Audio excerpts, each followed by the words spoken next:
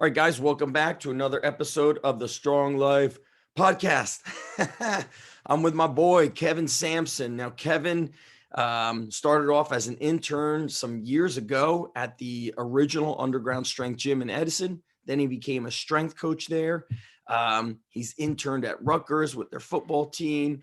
You got an internship at Princeton University. I love those guys, but kind of got caught up in the middle of the COVID hysteria and doing your thing. And you've purchased, every time you purchase any of my products, I'm like, son of a, I always tell you, I would have, like Michael J. Fox always did in Back to the Future. He's like, son of a bitch. It's so funny. I expect a text message every time I buy one of the products or whatever. And I kind of just like sit the phone right there, and all of a sudden they'll say Zach, and it's like, dude, I would have gave you that product. Like, it's go off on me. Would have hooked you up, but that's back. I know that you pay attention to what I always say about like investing in yourself and free stuff. People don't respect it. So I was like, you know what? Why don't you interview me for the podcast? And what was great is you said, I will not ask the question how you got started, because everybody asks that. Now, sometimes I think I'm going to get to a point where I'm going to say, listen, go listen to my first Barbell Shrugged podcast when they interviewed me. That's the best one. We need to expand on how we got started. So let's do it, bro. Yeah, definitely, man. Do you want to talk about me at Underground, or do you just want to go into the questions for the coaches out whatever there? You want? You ask questions, and then the people of the earth will be able to benefit from your questions, because you were training people, I know, out of a private school. You guys were doing strength and conditioning out of your old prep school, private school, which is a great school, by the way. Now I know you're doing stuff out of your garage. You've interned at the university level. Got a lot of experience now, so it's great, I think. Yeah, I could only suggest for every young strength coach. It's been 8 years, I think, officially last month, as being a strength coach. So I'm kind of at that point now where I could kind of put my sword in the ground and kind of stand for something. Yep. And I had to, basically I experienced every level, with exception of the professional level. So I got to at least see it in person, because people could tell you till you're blue in the face, like, the college level, it's tough, man. Like, it might not be the life for you. But I didn't know until I went into it. So I was like, you know what? I was working as a strength coach for about 6 years before I did the Rutgers internship. And I said, I don't want to go for the rest of my life thinking like, was this the route I should have went? So after that season ended, I think it might've been the 2018 season, I sought out the Rutgers strength and conditioning staff, and I went there to experience the college level. Going into COVID, that was only a 6-month internship with Rutgers. I had gotten an internship that was kind of coveted at Princeton. They weren't taking everybody. No. And we were about to get started, and COVID hit. And then, I kind of had time to reflect, and I was like, you know what, do I really want to go down this hole? You didn't get into the school, Sampson? No, we couldn't even get into the school. I thought you were already there a little bit. No, we went completely digital with Princeton.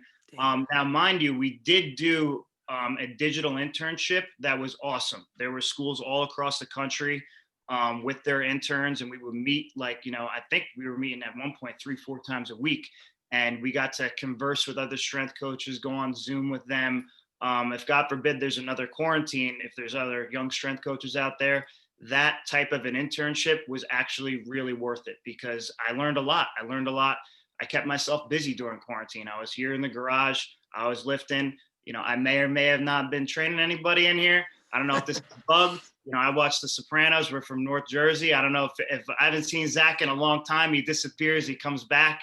I don't know if he's working with the FBI or something. FBI, those letter agencies. Listen, being a gym owner is now, like on the cusp of like you feel like you're a criminal. It's a shame. Mm-hmm. It's a shame. And again, have I been doing great work in this garage? Absolutely. But I keep it on the down low, because I don't want anybody, people don't need to know. I only do this for the kids. I don't do this for myself. Right now, I could keep it on the low. And then, as we're going to talk about today, I have some plans going forward into next year. But long story short, during quarantine, I really reflected on, do I really want to do the college level? Do I really want to go back into this rat race again? And I kind of had an epiphany one point listening to one of the podcasts with you. I can't remember the exact podcast, but you had mentioned a certain business model about having a day job, doing 3-4 sessions a day, and not being a full-time strength coach the entire day. You save yourself for those 3-4 sessions, similar to when you were in Edison. And that's kind of what I want to talk with you about. When you were teaching and when you had your business in Edison, that is kind of what I'm striving to do next year. Once all this COVID stuff kind of blows over, which it will, and I think a lot of guys are kind of falling asleep at the wheel. Everybody's putting all their eggs in one basket with the online and all these other things. And then before you know it, this stuff's going to pass over and brick and mortar is going to be okay again. So my question for you is, what's your opinion on that type of business model? Because in my opinion, I fortunately got locked in with a great day job. I get out of there at 2:30. I work at an elementary school in Short Hills. And then I train my athletes in the afternoon, and I am the happiest I've ever been in my entire career. This was the move from the get-go. And it's, in hindsight, it's kind of funny because being at the underground, you don't know what you have until it's behind you, kind of. And I remember like my first gig, strength and conditioning, was with you in Edison. And I remember like walking in the first day when you kind of gave me, you're like, all right, Friday's all you, Friday afternoons, you into the evening. And I remember like just sitting there like this is nuts. Like, this is a guy that I looked up to my whole life. You and Joe DeFranco have been my biggest influences. I trained with Joe, actually interned with Joe for a little bit, but it was just wild. And I didn't, think about it until really recently, where I was like, you know what, that was really the way to go. So here's what I'll say about that. Everybody's different. So I've always kind of had something going on during the day, whether I was teaching or coaching at the college or maybe doing online.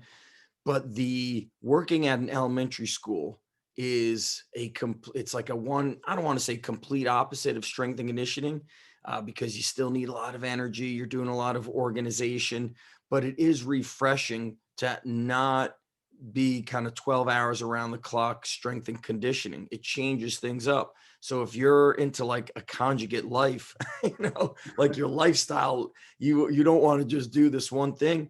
I think it's great. And ironically that you asked this question, I was listening to Mike Wadango's podcast. It's called Brooker and Mike.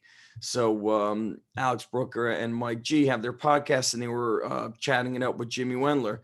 And Wendler, years ago, maybe 7 years ago, told me about this video he came across with Dick Dale, who's the famous surf guitarist.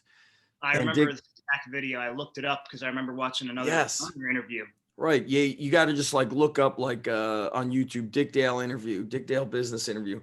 But he talks about having, like a regular day job as a musician. Then you basically self-publish all your own music. You don't sign with a record label. You learn to advertise yourself. You basically keep the majority of your profits versus somebody else kind of controlling your creative, controlling how, when, what to do, and all this other bullshit. And so Jim was talking about that in that podcast. And I just think it's so interesting because I've seen a lot of guys, especially in those early days of the underground strength coach certification, they were so passionate that they would burn everything down. And these were, men that had families. They were leaving jobs that, full-time income, health benefits, a pension lined up.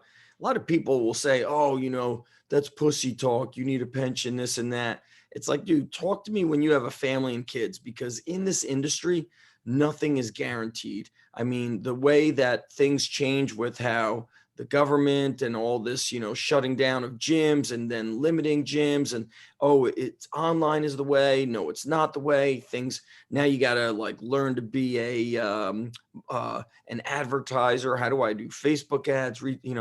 I loved just being able to be a great strength coach and utilizing some grassroots marketing, some guerrilla marketing, a referral system, and having my 3 groups. I basically did 3 groups a day. I would do a 5, 6, 7, because I got out of the elementary school at 3:45. Then my gym was 5 minutes away from work. I would go eat a quick bite, train, and then I would have groups at 5, 6, 7.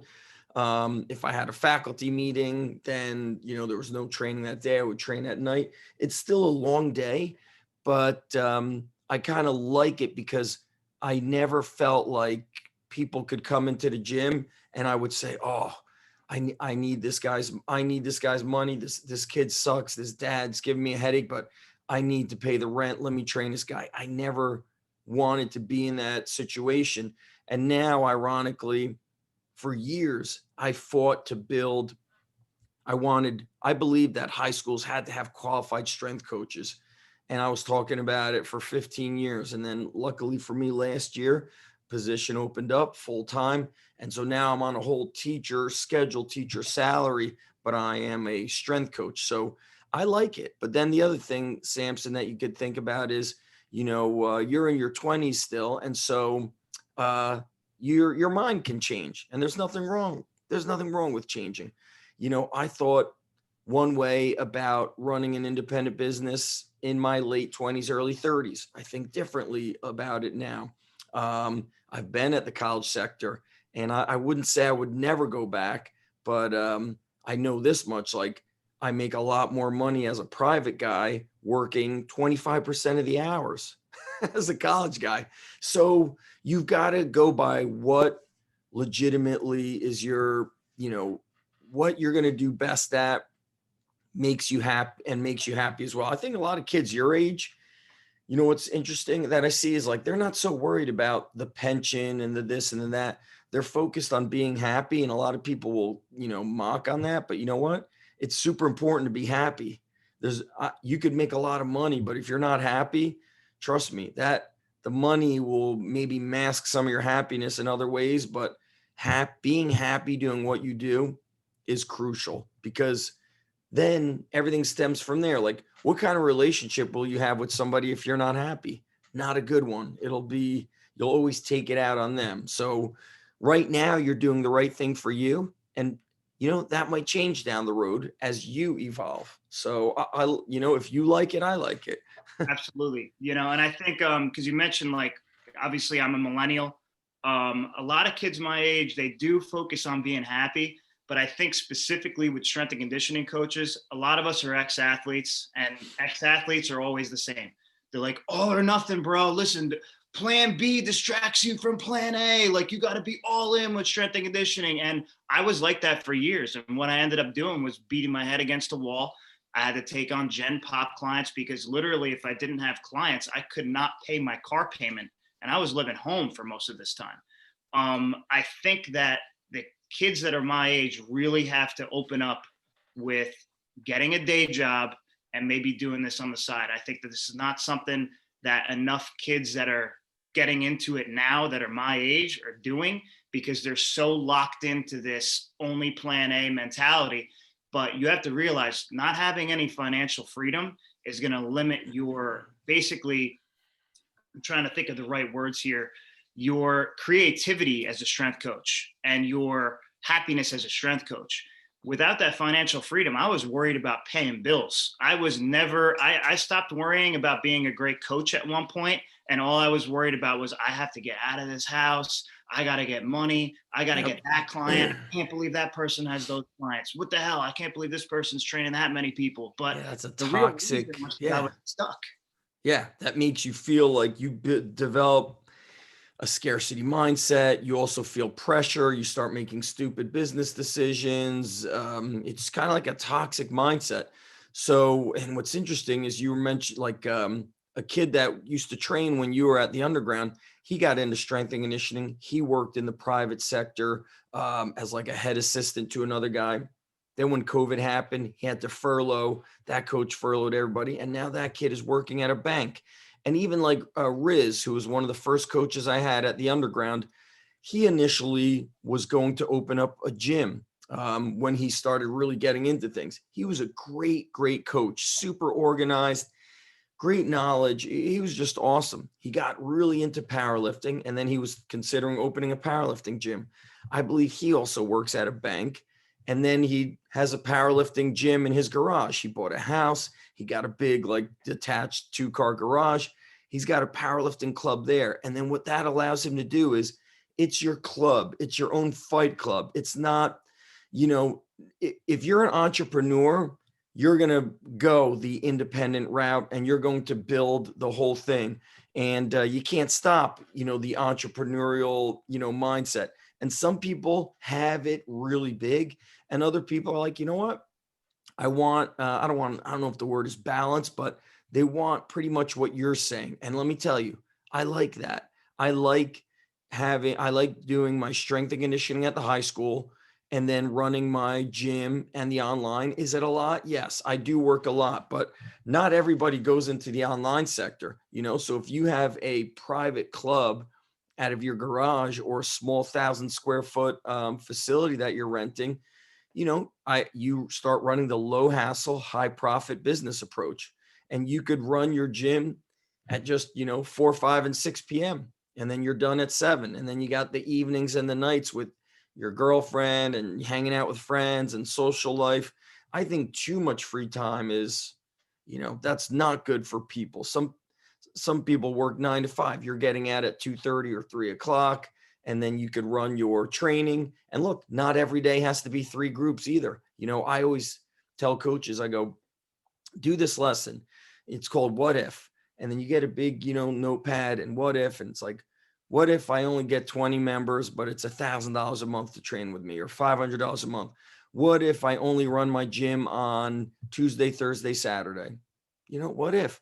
What if I only train adults? What if I only train athletes? What if I only train female athletes who are, field athletes, soccer, lacrosse, field hockey? And you just go through this kind of like a creative journey of trying to think of not being like every other coach, kind of what you said. It's this all or nothing. And it's still sad that in the college sector, they're buying all this expensive equipment and building multi-million-dollar weight rooms. And then you'll have a head strength coach making 55 grand at a Division I university, when it's like, dude, that's probably 3 squat racks, a barbell, and all the bumper plates on that is like 45 grand. So I can't tell you, Zach, how many guys I knew that slept on those $1 million turfs. Yeah. I mean, a lot of them. And there are guys, you'll be like, as you go through the college sector, you'll be like kind of just, doing your thing. And then all of a sudden you find out, oh, let's, what are you doing this weekend or whatever? It's like, yeah, I'm going to be in the, I'm going to be in the student lounge. I'm like, what are you doing in the student lounge? I live there. It's like, what? Yeah.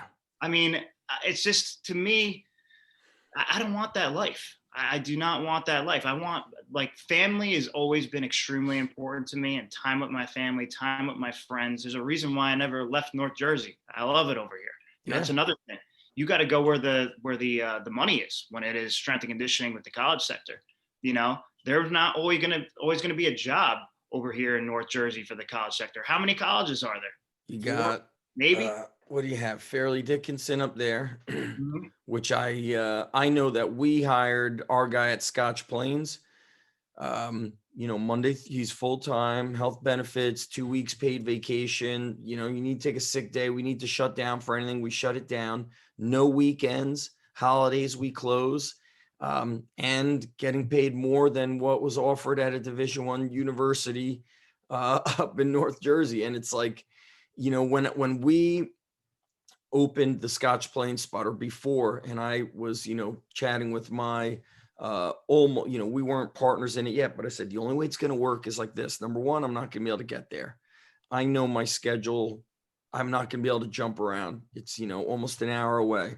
I said, I'll be able to pop up. I'm going to manage the coaches. I'm going to train the coaches, but here's how we will get a great coach. We have to pay him full time, treat him like a human, no holidays, no weekends, give them paid vacation, pay for their continuing education. And I said, that's what's you got to treat these people like they're worth something, like they're human. And so to me, opening up and having our first full-time employee, I basically was like, let me find the opposite route of the majority of universities. Now, not all universities are shitty. Of course, there's a lot of good situations out there, but the fact of the matter is a lot of change needs to be created. And, many years ago, I heard Mike Guadango talking. He had a job offer for a pro team. He was going to move within like 2 or 3 weeks, and he was going to secure an apartment or condo. And literally he got a call like 2 weeks out, like, hey, XYZ happened. You're no longer the guy, or we hired somebody, or the position's no, I can't remember what it was, but he goes, the only guarantee in strength and conditioning is there are no guarantees. And so having your private facility, is it easy? No. I know many people that have not been able to succeed because they didn't want to learn the business and marketing side of things.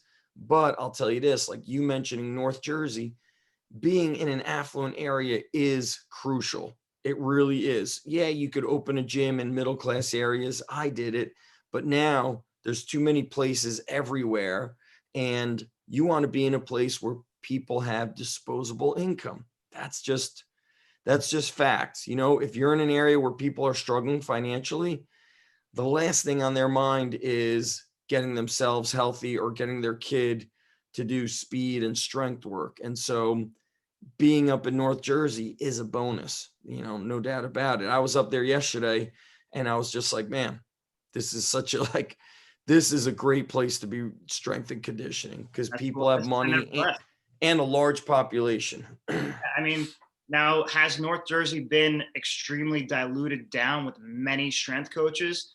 Absolutely. It's everywhere now. Yeah. Everywhere. But you have to, that's the reason why we continuously further our knowledge every single day. Got to get better. Be the best possible coach. For example, this garage, this cannot be, I think this is barely 200 square feet in here. Everybody always wants bigger, bigger, bigger, bigger. I mean, that's one big thing that is always stressed in all your business courses, which, by the way, real quick plug on any business course that Zach puts out there, they're absolute gold. I mean, I can't explain how much progress I've made as a business mind from just 2 courses from you that I've purchased. So, I know you picked up the Ultimate Gym audios, which is myself and Jeremy, myself and Joe DeFranco, and myself and Elliot Hulse. So I feel like a lot of things get complicated in business, whereas what I try to teach is, be a great coach, and kind of these guerrilla marketing, grassroots marketing. Here's how to get more members. Here's how to start making money immediately. So what are some of the things you've taken away? Anything that stands out? Well, always, and this has been ingrained in my brain since I've been working for you. And then obviously I was with Joe D doing a lot of media stuff for Joe D for a little while here and there. And then we get to drive in the car and talk. So between my conversations with you and Joe, always bigger is not better. That's the number one thing. I think that's the biggest thing that people don't understand. You don't need to have a storefront on the main street of the town. I think the smaller, the better, to be honest with you. You just need to know what to get and what you can't fit inside the space. You need to maximize your space. So I think maximizing the space is going to be number one. That goes along with keeping your overhead low. What my grand vision is with what I want to eventually do when COVID passes, which it will pass. I know there's a lot of deniers out there, but it shall pass eventually. Is I want nothing bigger than 1,000 to 1,200 square feet. And I want to be splitting that with a wrestling skills coach, and half the gym will be me. Split the lease down right in half, split the heat, split the air conditioning, split all that, and have 2 separate entities that could feed off of one another, especially in this area. A lot of my wrestlers, I train mostly wrestlers, they end up leaving here and they go see somebody for private wrestling training. There's a lot of wrestling clubs in this area, but the rest, not a single wrestling club has a strength and conditioning coach. And if they do, it's like just a weight room and they just let the kids kind of mosey. Yeah, or it's kind of like somebody who, I've been working out for 25 years and, I've got some chains and trap bars and I'll run you through a circuit. So they think having the equipment, or, hey, I lifted for 25 years. Look, I've been reading books for, 40 years, but that doesn't make me an English teacher, Exactly. And so 1,200 square feet is great for a weight room, but if you need a wrestling club, you'll need more space. But I think But you could even, that I think that people overestimate the amount of space you really need, especially with the amount of clients that you're getting. And then in North Jersey, you could charge a premium for a lot of these things. well, I mean, somebody could that's also the people that do, train with me in here.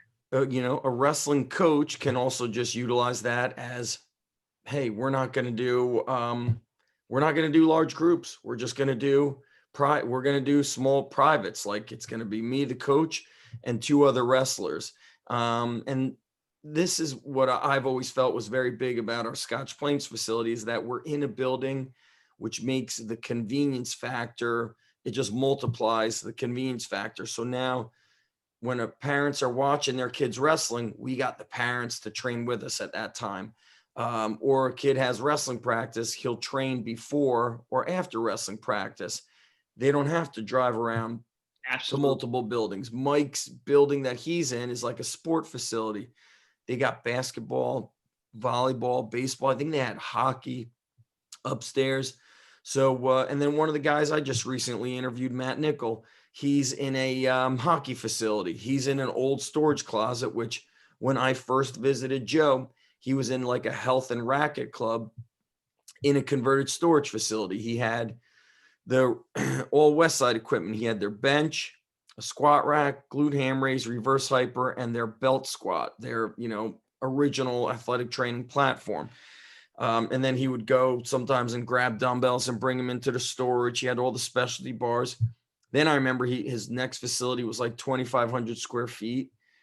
And then the next one was the huge one. And I think that's what gave him the headache. I think going too big, now you start worrying you're managing more people. But look, some people like that. Some people like to step away from coaching and become the manager and become the overseer. And, Dan Kennedy always said, to succeed in business, eventually you remove yourself from the doer of the thing and you become the marketer of the thing.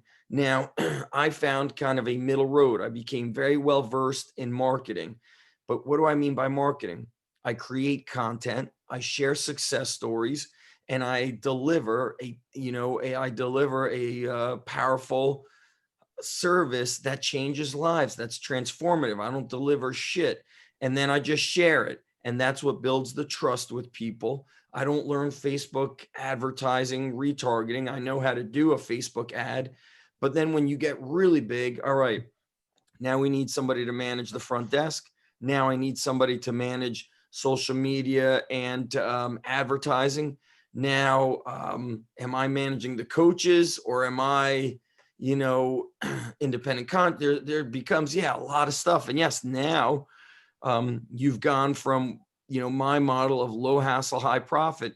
Now you have high hassle. You might get a big gross income, but your net income might be less than me.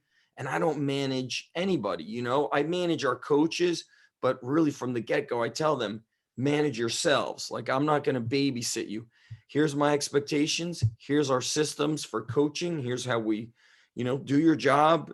Jim Steele, when he was at UPenn, his 3 rules were show up on time, do your job, no surprises. Like, don't surprise me. So hook us up with one more question, Samson, before I got to get on this next. Just call. building upon what we're talking about, just like you said before, one of my all-time favorite songs, my father always had Q104.3 classic rock on all the time, was Leonard Skinner, Simple Man. And I know you love that song too. Yes. That's how I live my life. That's how I also live my job as a strength and conditioning coach. Is we always, what are we always saying as strength coaches? Big on the basics, hammer the basics. Well, you guys got to hammer the basics too with your businesses as well, and not getting too wild with stuff, because you're going to end up with no money in your pocket and no happiness. Me personally, I want to just coach. I want to do more coaching than I do. I don't want to have 50 clients. I'd be happy with 15 to 20 like badass, loyal clients. That's really what I'm looking for. Think about this. You have your day job, full-time job. Then you have 20 members who might pay you $250 to $300 a month. That's, I don't know, $6,000 a month. Your times 12 is 72 grand a year. But you're working 3 hours. You're coaching 2 or 3 hours a day. So you're kind of like, you're working part-time hours, building a full-time income. And then the other thing is you can take that and use your information and have online content, but you could also just keep it simple. And then your overhead is going to be very low with a small facility. So sometimes people get so crazy with things. Like you said, they begin their business in debt, kind of like a college kid graduates. Now he's got $100,000 or $200,000 in debt. It's not a good place to be. So, even yesterday in Guadango's facility, he's got these 2 big squat racks. They're huge. He bought both of them for like $1,000 total, and they're double sided. I mean, normally that's probably like a $3,500 squat rack each, but why did he didn't need a new one? Yeah, and if you own your equipment, it lasts forever. I mean, a squat rack is not going to break. If you buy a modern day, even if you go an off-brand, even what you've got, what do you have behind you? Now here, just because I have a low ceiling in here, I could not get a power rack in here. So the issue became I couldn't get a full power rack, which is what I wanted. So these are squat stands. Yeah, I got them from a local welder. I paid Yes. maybe $300 for both of them. Right. Did some custom holes for me so that I have some lower holes down here. Originally, I think it was just like 3 on the top and 3 on the bottom. Dean Chance too. Dean Yeah, Chance over at Black Widow can do that for you. The rest of the gym, I mean, I have the Rogue Echo bike back there. I have a selectorized pull down. Nice. And I own all this equipment. I own everything in here. And then behind me, the power block, these new power block dumbbells, man. I mean, I was always against them. The new ones that they got are pretty dope. Yeah. Coop from Garage 90. Coop from Garage Gym Reviews said that they're basically the best brand. So let's say you open up this 1,200 square foot facility, you partner with a wrestling coach, and then pays half the rent, you pay half the rent, and the overhead of heat and electric is going to be dirt cheap. And now you've got all the equipment you need. You've got dumbbells. You'll train 4 kids at a time. You get 1 squat rack. You've got a lat pull down. Maybe you get a few kettlebells. Yeah, and then you can't see them, but I have cast iron kettlebells from 25 to 132. Dude, so, I mean, that's all I need. And then if you have a back area, you get Dean Chance to weld you 2 sleds, and now you're good to go. You can develop beasts with barbells, dumbbells. You don't even need the kettlebells. You got bands. It's like you're pretty close to being ready to go. And this is so much easier to manage than, these big facilities putting yourself in debt.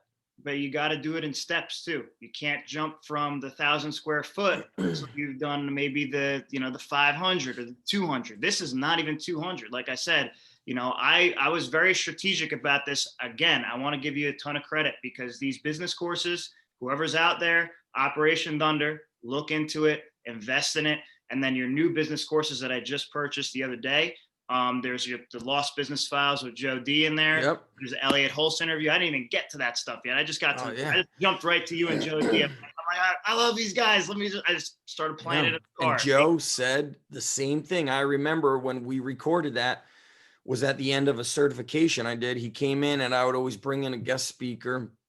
And Joe was really harping on start small, be selective of the members you're bringing in, the clients you're bringing in. It's just, and I know that's what he's doing now. He's back in a super small, office / warehouse, little space. That's the way to go. It just keeps you consistent. So listen, bro, I gotta cut out because I got another call in 5 minutes. My boy, Kevin Sampson, it's great, man. You're staying the course. You're being smart about it. And you know what? Yeah, it may not sound so awesome. He doesn't have a 5,000 square foot facility with all this equipment, but guess what? He's not $50,000 in debt and he's happy. Yeah. Take that to the bank. Hell yeah. It's all about being happy, Zach. All right, bro. And gotta check the logo right over here. Yep. Nice. Represent, baby. Beautiful. So everybody listening, this is the Strong Life podcast with special guest interviewer, Kevin Sampson, and make sure you hook us up with a 5-star review. That helps a lot. Go on Apple Podcasts. And the way to support the show is to invest in the products because this is free for you guys. but not free for me. So the best place to start, go to zachstrength.com. You've also got undergroundstrengthcert.com and undergroundstrengthcoach.com. A lot of different avenues, but zachstrength.com is the free stuff. I'm shutting it down. Samson, stay on, my bro. Everybody else, thanks for listening and being a loyal supporter. Much respect. I'm out of here.